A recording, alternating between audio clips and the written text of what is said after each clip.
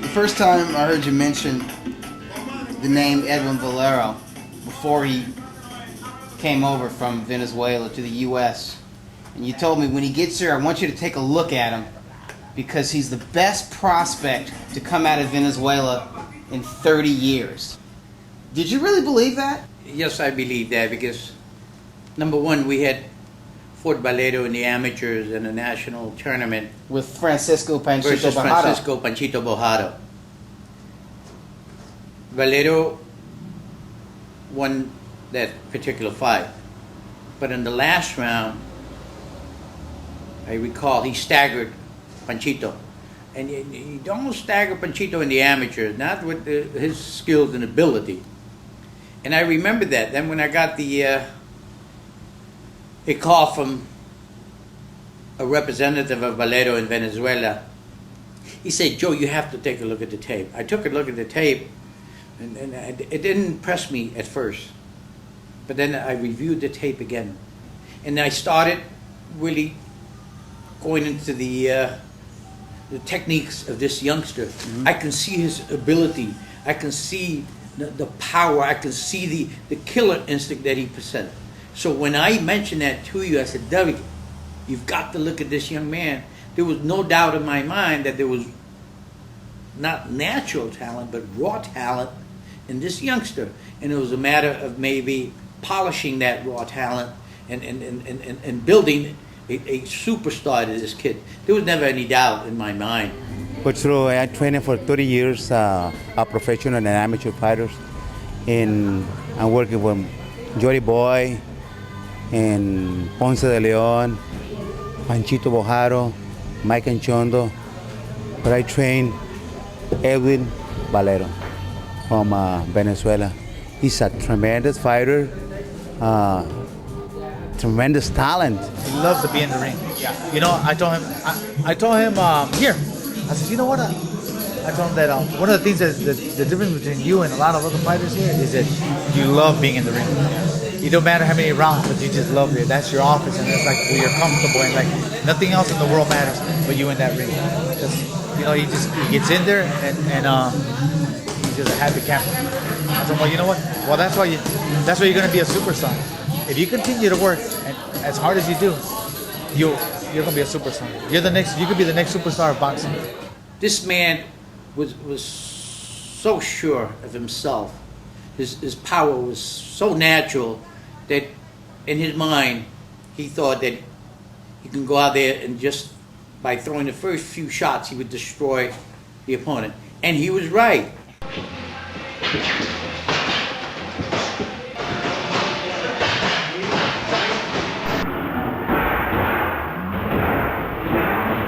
You can see the improvement, you can see the talent, you can see his boxing ability. Whenever he knocked out an opponent, he was always thinking. Right. He would always go in and execute in time and change his speed and fake and jab and change the combinations in mid-air, change power in mid-air like a Michael Jordan. He had that ability. Mm-hmm. So that's basically what we tried to teach this youngster. And we were doing very well until the bad news from the commission that Valero could not fight anymore in the state. At the start of 2004, he gets suspended by the New York Athletic Commission. And he doesn't know if he's ever going to fight again. Now, I would say probably 75 to 95% of most professional fighters. So they get that news. Number one, they're mentally devastated. Yeah. They don't know what the heck they're going to do. But you don't see them, if they know that they don't have a license to fight, and there's no guarantee that they're ever going to fight again, are you going to see them in the gym every day, day in and day out, training as though they have a fight coming up? He surprised me because he never stopped. He never stopped one day to train. He have about a year and a half, I think, a year and a half, don't fight over here in California. Believe me, he never stopped one day. Him and Ponce were what I call machines, training freaks. Yeah. These were not humans. I don't know how putting this guy in all together. together. He's you have everything.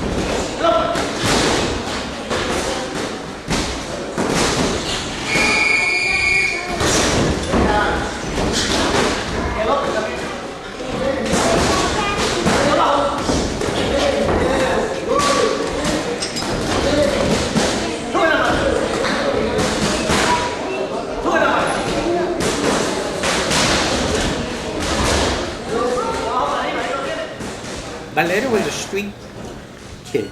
Yeah. Yeah, Valero was a gang type kid, or motorcycles.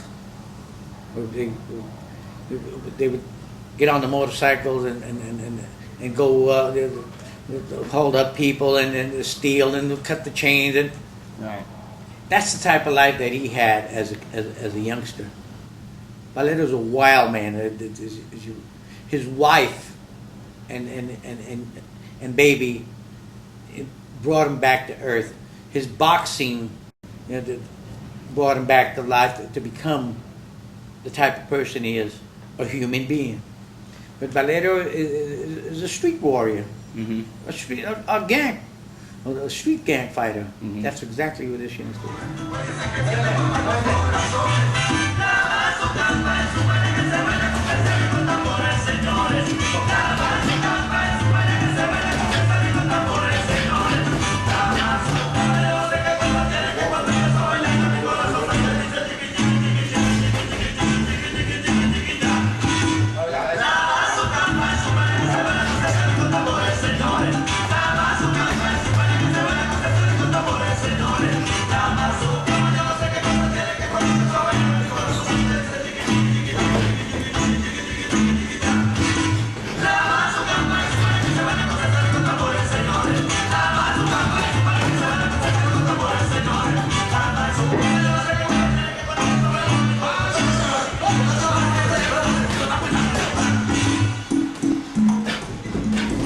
Every time we went into a sparring session with any fighter in any gym, we always tell them the same thing.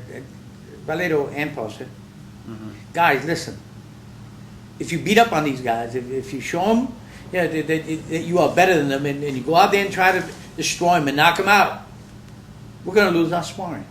You know, I remember this thing because Lascano told me I'll be back tomorrow, and I left. He left headgear, gloves, cups in my gym, and he never coming back. And I remember Robert Santa Cruz was the first one up in the ring with him. And he says, after the first round, he comes back and he tells me, the guy cheats. And I go, what do you mean he cheats? Yeah, he hits in the arms, and it hurts. I go, well, don't let him hit you in the arms.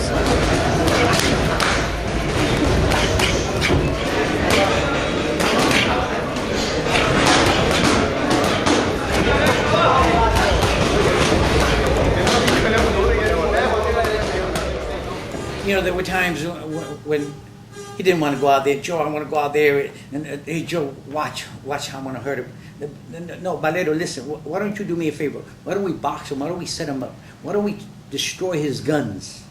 Okay. Right. Yeah. Why don't we?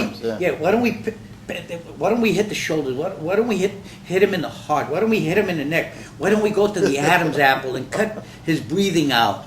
Yeah. Why don't we stab him a couple of times? Don't go for the kidney shot. Why don't you stab him right down the middle? Juan Lascano didn't want to spar with him anymore. So it was basically the bulk of the sparring work that they got here in Southern California. It was with Jose Armando Santa Cruz, his brother Roberto, and Urbano Antillon, your guys. What is it about your guys? we never refuse anybody in the gym. You don't discriminate? We don't discriminate. Short, tall, southpaws, right-handers, dirty fighters, bring them on. Bring them all on. Edwin Valero. Listen, I don't want you to have any relationship with your beautiful wife because we're going to spar tomorrow. So maybe there was maybe a day or in between where Valero would you can see that Valero was weak. But he went in there one time, and I think that the brothers, the Santa Cruz brothers, they got to him.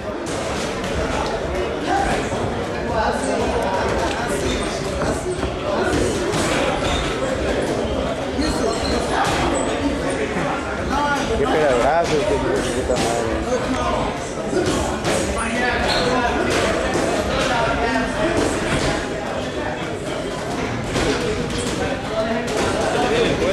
¿Eh? Cuerpo. También me cansé. Abajo, en el hígado. Espérate,